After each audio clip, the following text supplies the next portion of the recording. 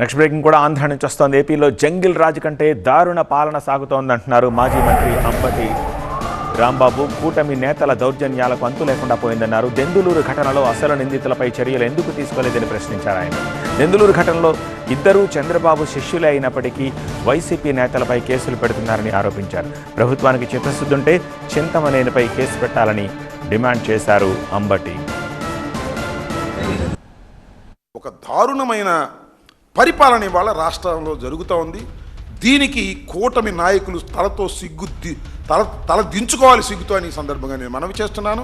ఇంత దారుణంగా ఉన్నటువంటి విషయాలని ప్రజలు గమనించండి. 2 సంవత్సరాలకి ఇంత ముదిరిపోతే మీ దుంపదెగా ఇంకా 3 సంవత్సరాలు మీ పరిపాలన భరించాలయ్యా రాష్ట్ర ప్రజానీకం.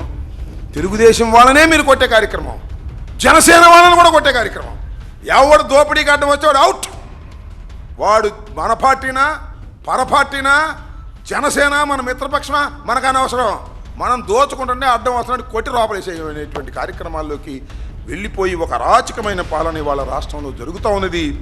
దీనికి చంద్రబాబు నాయుడు గారు రాబోయే కాలంలో తప్పనిసరిగా మూల్యం చెల్లిస్తాడు. నేను ఇవాళ చెప్తున్నా, మీకు సిగ్గుంటే లజ్జుంటే చట్టం మీద గౌరవం ఉంటే ఇమీడియట్గా చింతమనేని ప్రభాకర్ మీద కేసు పెట్టండి. కేసు పెట్టి శభాష్ అనిపించు.